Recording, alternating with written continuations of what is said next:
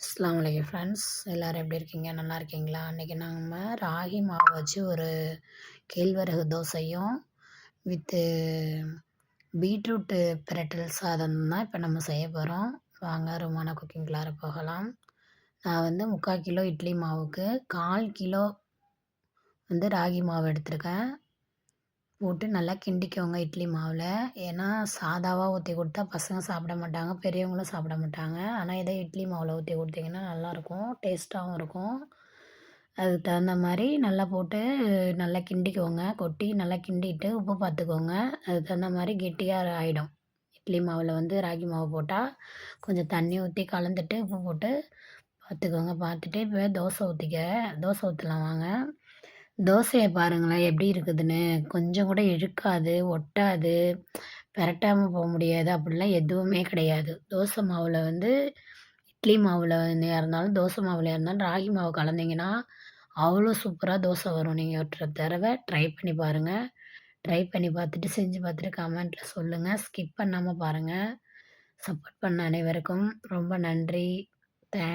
Thank you. All viewers அனைவருக்கும் thank you. பாருங்கள், தோசையை பாருங்கள், நல்லா சூப்பராக கிறிஸ்பியாக வரும், நல்லா டேஸ்ட்டாக வரும், மொறு மொறுன்னு வரும்.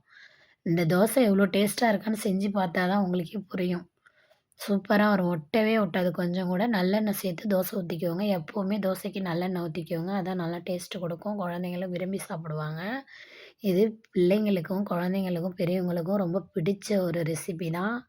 சுகர் உள்ளவங்களுக்கு, மெயினாக சுகர் உள்ளவங்களுக்கு கேழ்வரகுல செஞ்சு கொடுங்க. காலையில் 2 தோசை கூட ஊற்றி கொடுக்கலாம். நைட்டுக்கு டிஃபன் கூட 2 தோசை ஊற்றி கொடுக்கலாம். மதியானத்துக்கு சாதம் கொடுக்கலாம். சுகர் உள்ளவங்களுக்கு இது ரொம்ப நல்லது உடம்புக்கு. அது கூட கொஞ்சம் சாம்பாரும் கொஞ்சம் தேங்காய் சட்னி வச்சு சாப்பிட்டு பாருங்கள். அந்த டேஸ்ட்டே தனி தான், அதனோட ருசியே தனி தான். செஞ்சு பாருங்கள். செஞ்சு பார்த்துட்டு நீங்கள் சொல்லுங்கள் கமெண்ட்டில் எப்படி இருக்குன்னு. என்னுடைய வீடியோ பிடிச்சிருந்தால் லைக் பண்ணுங்கள், ஷேர் பண்ணுங்கள், சப்ஸ்கிரைப் பண்ணுங்கள். எனக்கு ஆதரவு கொடுங்க. நான் இப்போ தான் ஆரம்பிச்சிருக்கேன். அடுத்ததாக இப்போ நம்ம பார்க்க போகிறது பீட்ரூட்டு சாதம் தான். பீட்ரூட் சாதன்றது சிம்பிள் தான். வெங்காயம், தக்காளி, பச்சை மிளகாய் எல்லாத்தையும் வெட்டி வச்சுக்கலாம் கருவேப்பிலையோட. பச்சை மிளகாயை 2ஆக வெட்டிக்கோங்க.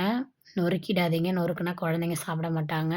இப்போ நம்ம ஒரு கடாயை வச்சுட்டு எண்ணெய் ஊற்றிட்டு கடுகு போட்டுட்டு பொரிய விட்டுட்டு கடலப்பருப்பு போட்டுட்டு, தேவைன்னா நம்ம கடலைப்பருப்பு சொல்லுவாங்க தெரியுங்களா? இந்த கடலைப்பருப்பு இல்லை, மலாட்டை பருப்பு, அந்த பருப்பு கூட போட்டுக்கலாம், சூப்பராக இருக்கும். இன்னும் அதுக்கு மேலே இன்னும் ஒருபடி அதிகமாக போனால் முந்திரி பருப்பு, பாதாம் பருப்பு கூட போட்டுக்கலாம். இந்த பீட்ரூட் சாதத்துக்கு சூப்பராக இருக்கும். ஆனால் நான் கடல் பருப்பு மட்டும்தான் போட்டிருக்கேன்.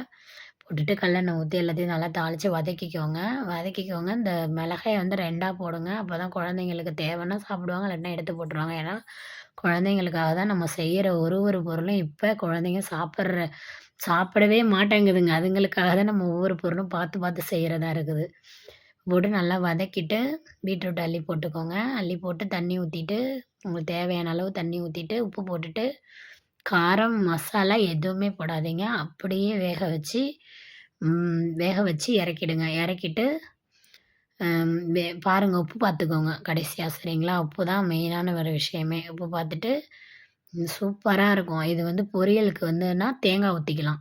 தேங்காய் போடாமல் கிளறுற சாதத்துக்கு தேங்காய் தேவையில்ல. போடணுன்னாலும் போட்டுக்கலாம், அது உங்கள் ஆப்ஷனல் தான். ஆனால் நான் தேங்காய் போடலை. இதுவே சூப்பராக இருக்கும். நல்லா வதக்கிட்டு உப்பு பார்த்துக்கோங்க. பார்த்துட்டு தண்ணி ஊற்றி நல்லா வேக வச்சுக்கோங்க. வேக வச்சுட்டு இறக்கிட்டு நல்லா சோறு இப்போ வடித்து வச்சுருக்கேன்.